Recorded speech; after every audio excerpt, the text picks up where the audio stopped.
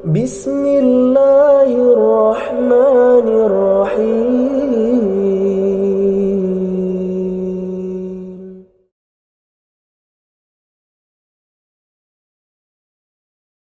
Assalamualaikum warahmatullahi wabarakatuh. Alhamdulillahilladzi hadana li hadza wa ma kunna linahtadiya laula an hadanallah. Wassalatu wassalamu ala Rasulillah wa ala alihi wa ashabihi ajma'in wa amman tabi'ahum bi ihsanin ila yaumiddin. Amma ba'd. InsyaAllah malam hari ini kita akan membahas tentang pelajaran dan hikmah dari kisah sahabat yang bernama Suhail bin Amr radhiyallahu anhu. Suhail bin Amr radhiyallahu anhu, beliau adalah salah seorang tokoh kaum Quraisy Mekah yang permusuhannya terhadap Islam lebih dari 21 tahun atau sekitar 21 tahun memusuhi Islam, memerangi Islam. Kemudian Allah Subhanahu wa taala beri hidayah di tahun ke-8 Hijriah. Beliau adalah salah seorang orator, ahli pidato yang dimiliki oleh penduduk Mekah yang selama kekafirannya sering berorasi untuk memprovokasi penduduk Mekah dan sekitarnya agar memusuhi Nabi Muhammad SAW dan para sahabatnya. Meskipun Suhail ini memusuhi Islam dan kaum muslimin dengan sangat kerasnya, Allah takdirkan anak-anaknya masuk Islam dari awal. Ada yang bernama Abdullah bin Suhail, ada yang bernama Abu Jandal, namanya Al-As tapi dikenalnya dengan Abu Jandal. Lalu ada lagi seorang perempuan, Sahlah namanya. Beliau juga masuk Islam, bersuamikan muslim dan sempat hijrah ke Habasyah, ke Ethiopia sebelum hijrah ke Madinah. Termasuk Abdullah bin Suhail juga demikian, pernah hijrah ke Habasyah. Kemudian setelah mendengar penduduk Mekah masuk Islam, mereka yang dari Habasyah pulang ke Mekah, ternyata berita itu tidak benar. Akhirnya Abdullah bin Suhail ini ditahan, dikurung dalam rumah dan disiksa oleh ayahnya dengan siksaan yang pedih yang menjadikan anak ini merasa tidak kuat dan lebih memilih untuk menyembunyikan keislaman dan menampakkan seolah-olah sebagai seorang musyrik karena diperintahkan oleh ayahnya untuk murtad. Sekitar 10 tahun lamanya kurang lebih Abdullah ini menyembunyikan keislamannya, tapi dia tetap istiqomah. Hal ini diperbolehkan, ya. Orang yang dipaksa, disiksa, itu diperbolehkan untuk menyatakan secara lisan kekufuran, tapi hatinya tetap dalam keimanan. Sebagaimana Allah Subhanahu wa taala berfirman dalam surat An-Nahl ayat 106, "Man kafara billahi min ba'di imanihi illa man ukriha wa qalbuhu mutmainnun bil iman walakin man syaraha bil kufri sadran fa'alaihim ghadabun minallah wa lahum 'adzabun 'adzim." Barang siapa kafir kepada Allah setelah dia beriman, dia mendapat kemurkaan Allah. Kecuali orang yang dipaksa kafir padahal hatinya tetap tenang dalam beriman, dia tidak berdosa. Tetapi orang yang melapangkan dadanya untuk kekafiran, maka kemurkaan Allah menimpanya dan mereka akan mendapat azab yang besar. Tetapi apabila seseorang tetap istiqomah pada pendiriannya, pada keyakinannya, pada keimanannya, meskipun dia harus dibunuh, maka itu pun diperbolehkan. Ya. Lalu pada perang Badar, Abdullah bin Suhail diajak oleh ayahnya untuk ikut perang Badar melawan kaum muslimin.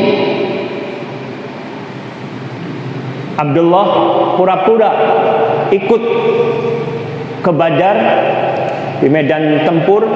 Ketika itu akhirnya dia lari berbalik bergabung dengan pasukan kaum muslimin dan ikut berperang bersama kaum muslimin melawan kaum musyrikin. Dan setelah pulang dari perang Badar, Abdullah bin Suhail pindah ke Madinah, tinggal bersama kaum muslimin di Madinah.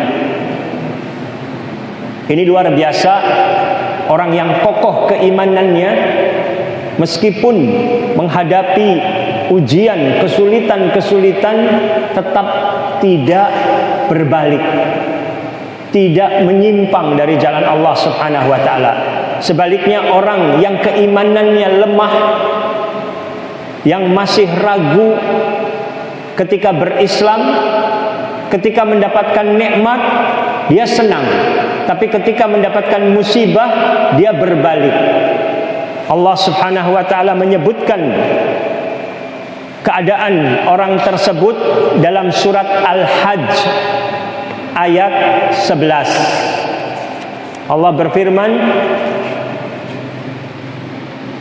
"Wa minan nasi man ya'budullaha 'ala harf fa in asabahu khairun itma'anna bih wa in asabathu fitnatun inqalaba 'ala wajhihi khasirad dunya wal akhirah dzalika huwal khusranul mubin." Dan di antara manusia ada yang menyembah Allah hanya di tepi, maka jika dia memperoleh kebaikan dia merasa puas, dan jika dia ditimpa suatu cobaan dia berbalik ke belakang, dia rugi di dunia dan di akhirat. Itulah kerugian yang nyata. Lalu kisah Suhail bin Amr juga ada satu riwayat dalam perang Badar ini. Suhail bin Amr ini ditahan oleh kaum muslimin. Kemudian banyak riwayat dalam kitab-kitab sejarah masyhur kalau Umar bin Khattab radhiyallahu anhu minta izin kepada Nabi SAW untuk memukul mulut dari Suhail bin Amr ini supaya giginya rontok, supaya tidak bisa tampil lagi berorasi memprovokasi. Lalu Nabi SAW melarang, jangan. Mudah-mudahan dia nanti akan tampil untuk membela Islam yang membuat engkau senang. Hadis-hadis tentang riwayat Umar ini yang ingin memukul mulut Suhail bin Amr ini riwayatnya lemah. Riwayat-riwayatnya lemah di Mustadrak Imam Hakim dan di Ibnu Ishaq ya, atau Ibnu Hisham. Tapi para peneliti hadis mengatakan riwayatnya lemah. Tapi yang jelas Suhail bin Amr ini ditahan benar, dan dia akhirnya ikut menebus tebusan, dan bebas. Pada saat itu Rasulullah SAW bermusyawarah dengan sahabat, bagaimana dengan tawanan perang Badar ini. Ada 70 orang kurang lebih yang ditawan, sedangkan yang tewas dibunuh 70 orang lagi kurang lebih. Lalu Abu Bakar radhiyallahu anhu berusul, ya Rasulullah, mereka itu kaum kita juga. Bagaimana kalau kita minta tebusan saja dari mereka, supaya nanti uangnya juga untuk kekuatan umat Islam juga, kita masih lemah.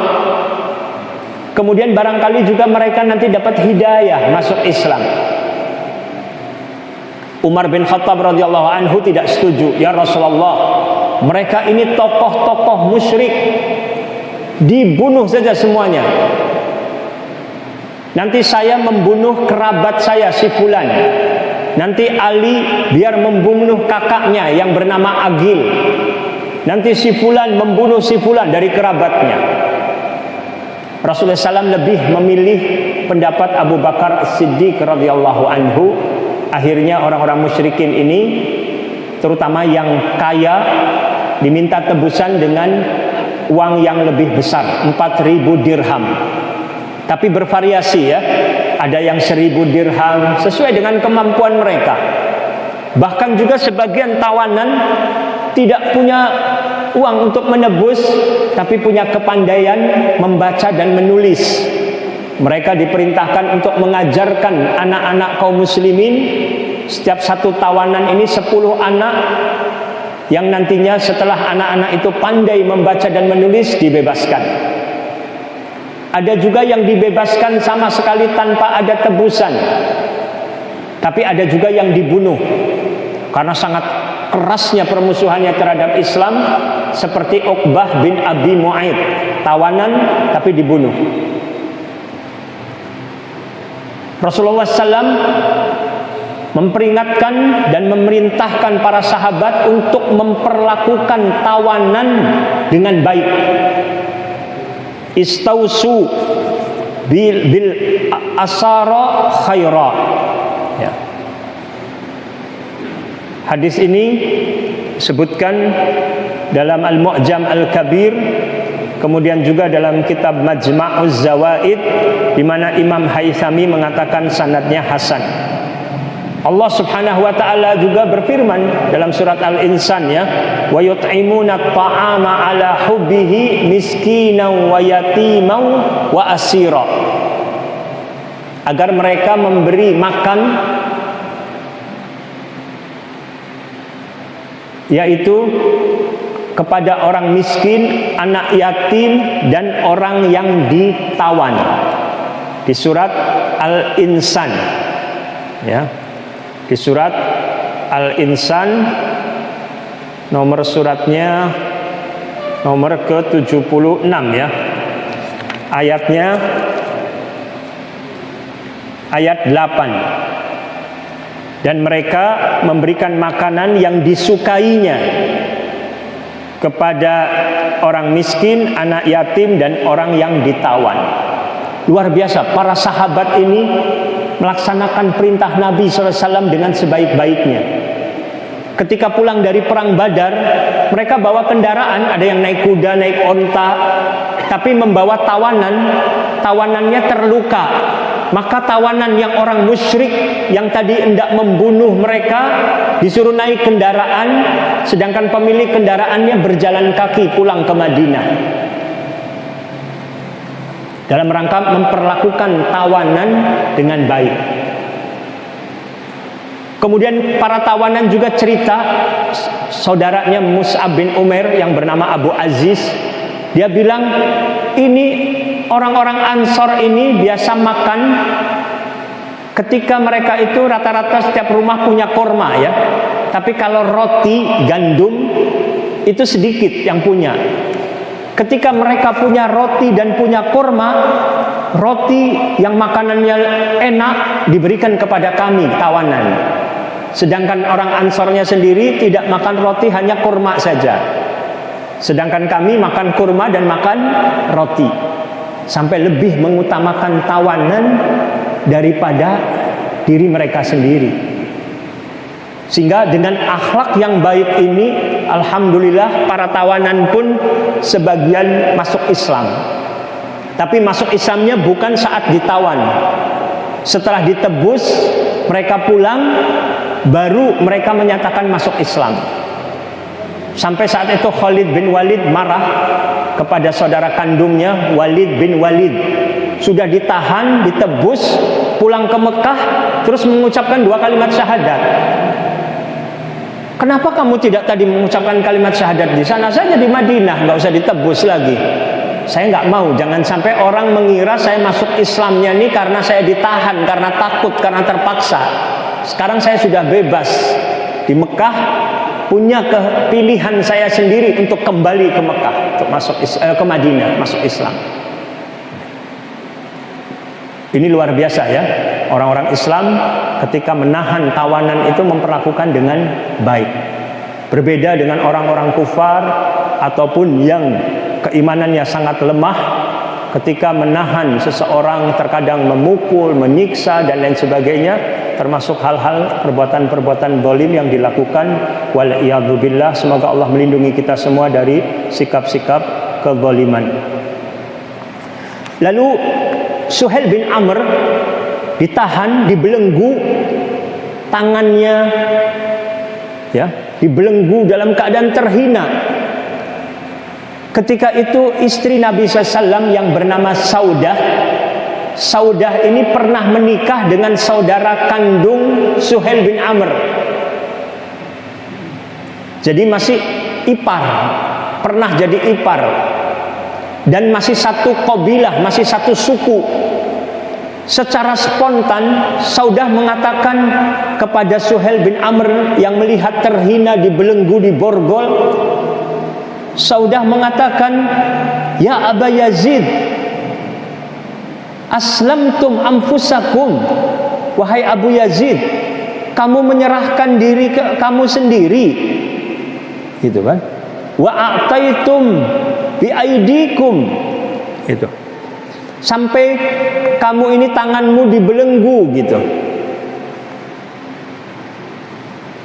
Lalu Saudah mengatakan, ala muttum kiraman, tidakkah kamu lebih baik mati secara terhormat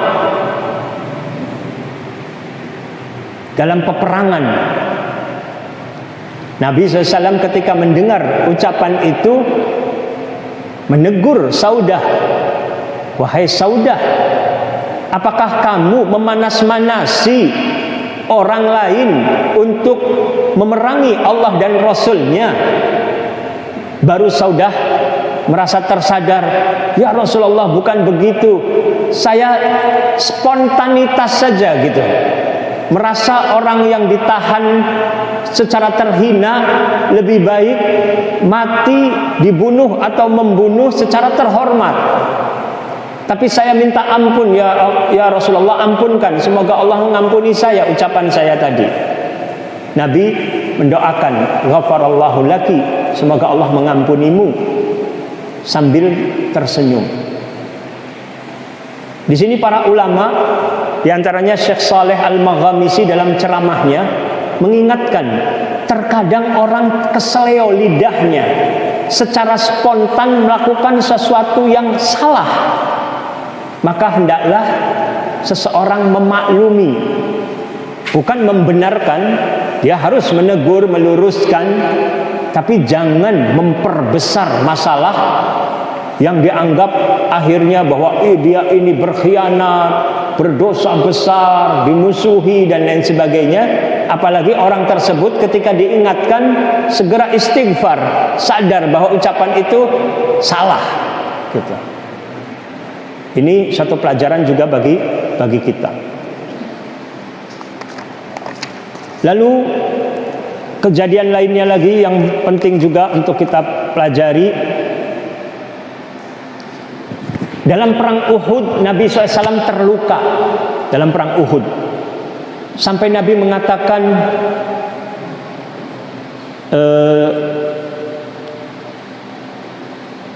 bagaimana mungkin mereka ini melukai nabinya? Bagaimana mungkin mereka itu menjadi orang yang beruntung? Lalu Nabi SAW melaknat orang-orang musyrikin Mekah dengan menyebut namanya. Ya Allah, laknatlah Al-Harith bin Hisham, laknatlah Suhail bin Amr,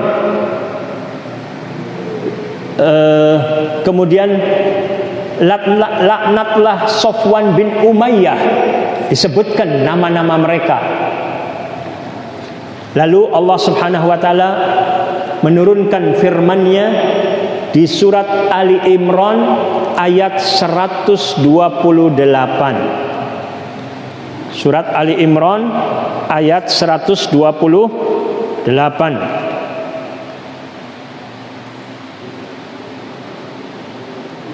Allah Subhanahu wa taala berfirman, "Laisa laka minal amri syai'un aw yatuba 'alaihim aw yu'adzibahum fa innahum zalimun." Itu bukan menjadi urusanmu wahai Muhammad.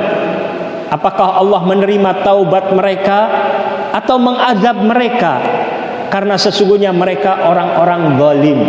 Nabi SAW ditegur oleh Allah Subhanahu wa taala untuk tidak boleh melaknat dengan menyebutkan nama yang masih hidup, karena belum tentu barangkali nanti di akhir hidupnya, di akhir hayatnya bertaubat. Berbeda kalau seorang menyebutkan melaknat secara umum, semoga Allah melaknat kepada orang kufar, umum sifatnya, atau orang yang memang sudah mati dalam keadaan kekufuran dan menentang memusuhi Allah. Tapi kalau orang yang masih hidup, di sini ada kehati-hatian. Barangkali orang tersebut berubah. Dan ternyata takdir Allah menentukan yang dilaknat oleh Nabi SAW tadi, Sofwan bin Umayyah, Al-Harith bin Hisham, dan Suhail bin Amr, mereka akhirnya bertaubat dan masuk Islam. Ini juga pelajaran bagi kita untuk tidak boleh putus asa dan terus berdakwah. Bisa jadi orang yang tadinya memusuhi Islam dengan sebesar-besarnya bisa berubah, sehingga seseorang tidak boleh merendahkan, tidak boleh merasa sombong, merasa dirinya sudah pasti masuk jannah gitu ya. Padahal hati ini bisa berbolak-balik.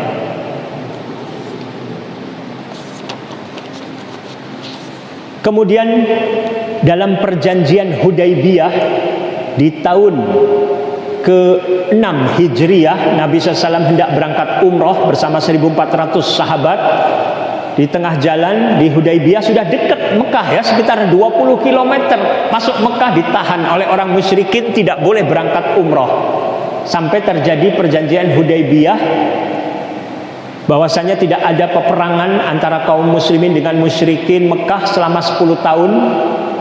Dan orang yang mau berangkat umroh dari kaum muslimin boleh, tapi nanti tahun depan, tahun ini harus pulang ke Madinah, padahal sudah berihram, dan boleh tinggal di Mekah 3 hari.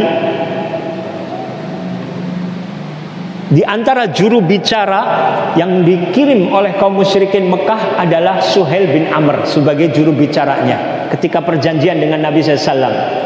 Ketika Nabi memerintahkan Ali bin Abi Thalib radhiyallahu anhu untuk menulis Bismillahirrahmanirrahim, Suhail menentang. Jangan pakai Bismillahirrahmanirrahim, kami tidak mengenal Ar-Rahman, Ar-Rahim. Pakai saja Bismika Allahumma. Nabi SAW mengikuti supaya Ali menghapus Bismillahirrahmanirrahim dengan Bismika Allahumma. Ini adalah perjanjian antara Muhammad Rasulullah dengan Suhail bin Amr. Suhail menolak lagi. Hapus itu kata Rasulullah. Kalau kami menerima engkau Rasulullah, kami tidak akan menghalangimu masuk ke Masjidil Haram. Kami tidak akan memerangi Anda. Tulis Muhammad bin Abdullah. Nabi pun mengikuti, memerintahkan Ali untuk menghapus lafaz Rasulullah. Ali menolak. Rasulullah SAW bertanya, mana bagian tulisan Rasulullah tadi? Beliau sendiri yang menghapusnya. Kemudian memerintahkan Ali untuk menulisnya Muhammad bin Abdullah. Itu Suhail bin Amr yang jadi juru bicaranya. Ini menunjukkan berarti beliau juga adalah seorang tokoh yang diperhitungkan. Dalam perjanjian Hudaybiyah sepintas berat sebelah. Kalau ada orang muslim misalkan murtad mau ke Mekah, tidak boleh dikembalikan. Tapi kalau ada orang musyrik mau masuk Islam, mau bergabung ke Madinah, tidak boleh, harus dikembalikan.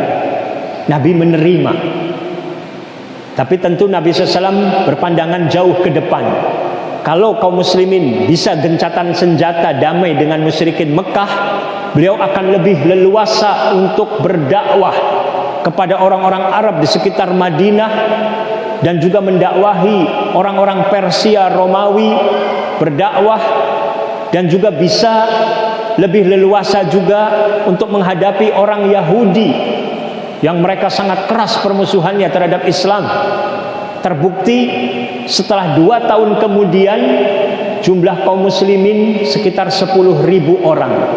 Padahal waktu tahun ke-6 masih 1.400 orang.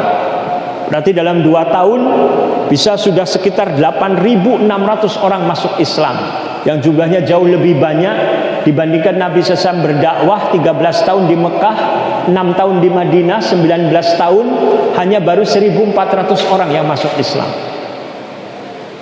Pada saat itu anak Suhail bin Amr yang bernama Abu Jandal lagi dalam keadaan dibelenggu, kabur dari tahanan di Mekah, datang menemui Nabi SAW di Hudaybiyah. Ya Rasulullah, saya ingin bergabung dengan Anda. Suhail bin Amr, ayah dari Abu Jandal, mengatakan, wahai Muhammad, kita terikat dengan perjanjian. Nabi SAW berusaha, barangkali ini perkecualian anak kamu bergabung. Tidak bisa. Nabi harus sepakat, tidak ingkar janji. Maka Nabi terpaksa tidak bisa menerima Abu Jandal ini, tapi mendoakan semoga Allah memberikan jalan keluar. Maka akhirnya Abu Jandal pun kembali ditahan lagi di Mekah. Dan kemudian setelah itu kabur ke Madinah, tapi Nabi SAW pun tidak bisa menerima. Akhirnya Abu Jandal sempat dibawa oleh orang musyrik, tapi di tengah jalan dibunuh orang musyrik tersebut. Akhirnya dia tinggal di luar kota Madinah, bergabung dengan pemuda-pemuda Mekah yang masuk Islam, dan juga pemuda-pemuda dari luar daerah yang masuk Islam tapi tidak bergabung di Madinah. Jumlahnya sampai 70 sampai 300 orang. Yang akhirnya kelompok ini yang dipimpin oleh Abu Basir itu mengganggu kafilah-kafilah dagang kaum musyrikin Quraisy Mekah yang mau berangkat ke Syam. Kemudian kejadian lain lagi tentang Suhail bin Amr ini, dia masuk Islam ketika Fathu Mekah. Ketika Nabi SAW datang ke kota Mekah, Suhail ketakutan kalau sampai dia dibunuh. Dia suruh orang untuk memanggil anaknya Abdullah bin Suhail. Abdullah datang kepada ayahnya.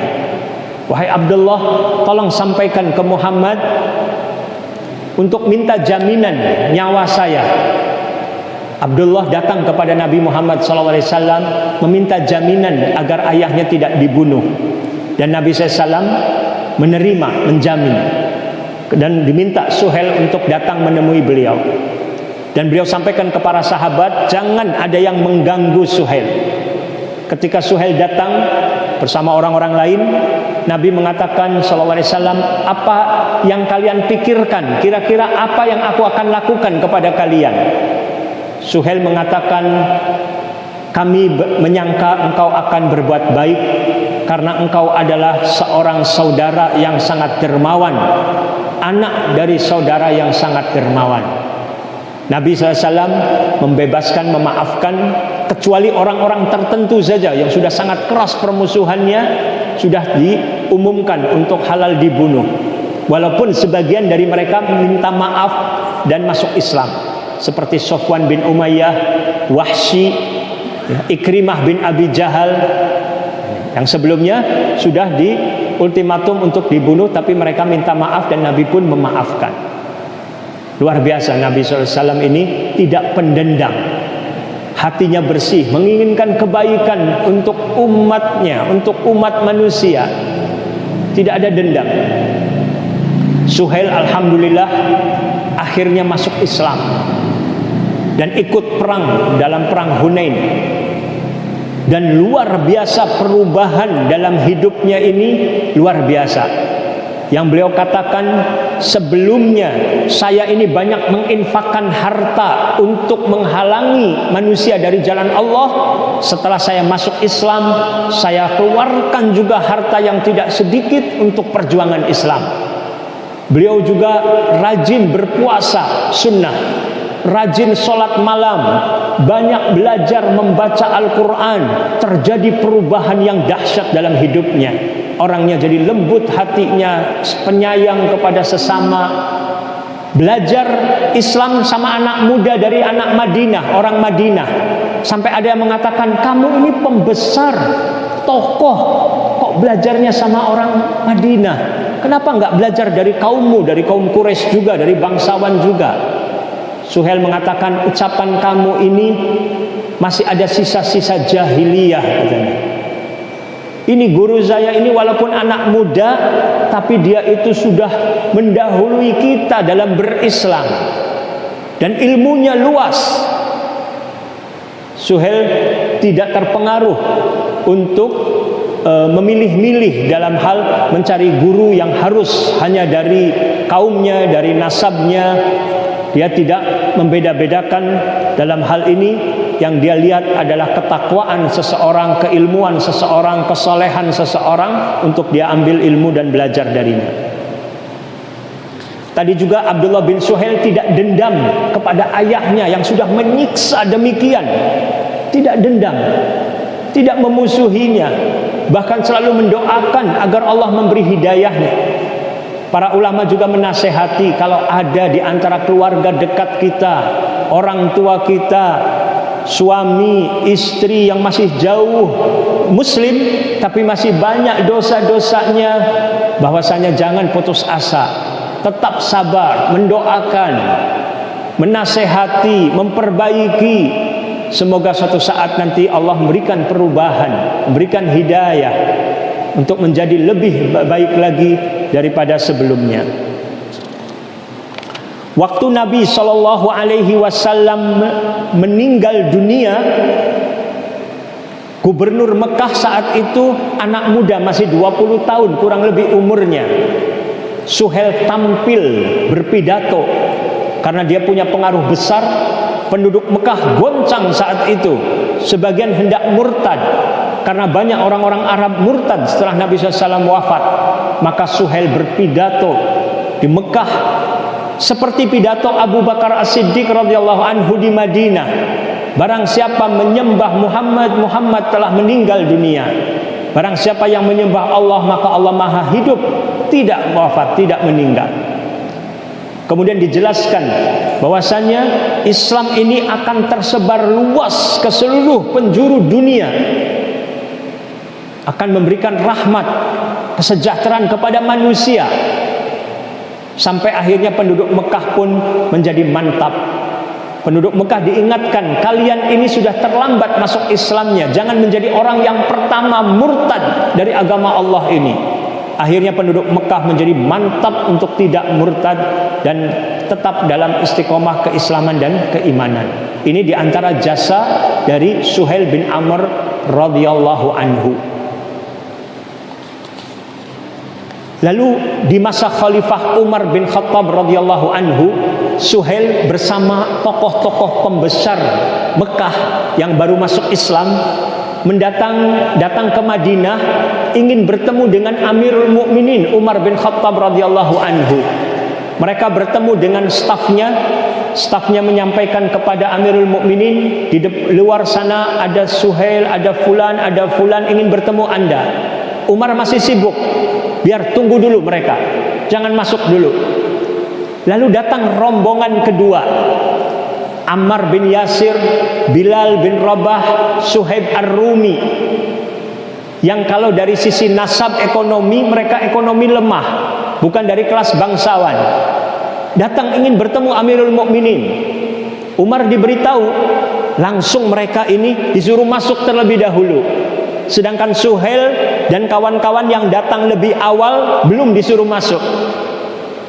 Suhail melihat ada temannya berubah wajahnya jadi merah, seperti tersinggung. Suhel langsung tegur orang tersebut. Saya lihat kamu kecewa atau marah kepada Amirul Mukminin. Gak boleh katanya. Kalian ini dahulu diajak masuk Islam, tapi malah menentang, memusuhi kaum muslimin. Sedangkan mereka yang masuk tadi adalah as-sabiqunal awwalun, yang berjuang membela Islam dari awal mula dakwah Islam di Mekah dulu. Pantas kalau Amirul Mukminin memprioritaskan mereka. Walaupun sibuk, diprioritaskan mereka, wajar. Sekarang yang paling penting bagi kita bagaimana menebus dosa-dosa masa lalu kita dengan berjuang untuk membela agama Allah supaya kita wafat dalam keadaan husnul khatimah. Luar biasa. Ucapan Suhail bin Amr ini benar-benar bagus sekali untuk kita jadikan teladan. Apabila kita mendapatkan sesuatu yang tidak mengenakan, yang menyakitkan dari sikap-sikap saudara kita, jangan berpikirannya yang negatif, tapi jadikan hal itu jadi cambuk dengan berpikir yang positif. Kita ubah sudut pandang kita dalam berpikirnya yang dirubah. Jadi nanti menghasilkan energi positif, bukan yang malah yang ada menjadi semakin terpuruk. Itu merubah sudut pandang. Ya. Kemudian ada kisah yang masyhur, tapi kisah ini sebenarnya tidak ada sumbernya dari kitab apa dan lain sebagainya, tidak ada. Dikisahkan banyak di internet ini, kisah ini. Suhail dikatakan berjalan sama istrinya dalam satu safar, lalu dihadang oleh perampok, dirampas hartanya, dan bekal makanan yang dibawa juga diambil oleh para perampok, jumlahnya banyak, sehingga Suhail tidak bisa melawan. Para perampok ini makan dengan lahapnya, hasil dari menjarah makanan. Suhail perhatikan pimpinan perampoknya tidak ikut makan. Suhail bertanya, mengapa kamu gak ikut makan? Saya lagi saum, saya lagi puasa. Perampoknya muslim. Suhail heran, ajib, kamu perampok tapi puasa? Iya benar katanya. Saya berharap saya menyimpan satu pintu kebaikan. Barangkali dengan sebab pintu kebaikan tadi saya bisa masuk ke jannah, nantinya bisa bertobat suatu saat nanti. Sekitar tahun depannya atau 2 tahun berikutnya, Suhail waktu haji bertemu dengan kepala perampok tadi, lagi pakai pakaian ihram, lagi haji di Ka'bah, lagi berdoa menangis. Ini kamu yang dulu merampok saya, katanya. Iya, sekarang saya sudah taubat. Ini cerita ini tidak ada sumbernya, tapi walaupun banyak beredar gitu ya, tapi tidak ada sumber dari kitab apa dan lain sebagainya, walaupun mengandung pelajaran. Artinya orang jangan putus asa dari rahmat Allah Subhanahu wa taala. Intinya seperti itu. Tapi bukan untuk pembenaran untuk melakukan maksiat, untuk melakukan dosa, bukan pembenaran. Terakhir, Suhail bin Amr radhiyallahu anhu ini wafat di negeri Syam ketika berjuang, berjihad bersama kaum muslimin membebaskan negeri-negeri Islam. Dia bawa hijrah keluarganya dari Mekah, bayangkan. Kalau kita berpikir penduduk Mekah, aduh eman-eman sekali dia hijrah ninggalkan kota Mekah gitu ya. Tapi karena perjuangan Islam, walaupun dia tentu sangat cinta kepada kota suci Mekah, tapi dia meninggalkan negeri Mekah ini ke negeri lain untuk berjuang, berjihad bersama kaum muslimin, yang kemudian meninggal di tahun 18 Hijriah. Ketika itu terkena wabah penyakit, di mana banyak kaum muslimin juga yang meninggal dunia disebabkan wabah, di antaranya seperti Abu Ubaidah ibn al-Jarrah radhiyallahu anhu dan lain-lainnya. Semoga Allah meridhai para sahabat semuanya, dan semoga Allah Subhanahu wa taala menjadikan kita juga termasuk orang-orang yang meneladani para sahabat dalam hal berjuang, memberikan tetap semangat, ingin mengadakan perubahan-perubahan pada diri kita di sisa umur kita ini untuk memperbanyak amal-amal saleh kita, memperbaiki hati kita untuk lebih orientasinya kepada akhirat, menyiapkan bekal untuk akhirat. Semoga Allah Subhanahu wa taala mewafatkan kita juga dalam keadaan husnul khatimah. Allahumma amin. Wa sallallahu ala nabiyyina Muhammad wa ala alihi wa sahbihi wasallam wa akhiru da'wana anil hamdulillahi rabbil alamin. Wassalamualaikum warahmatullahi wabarakatuh.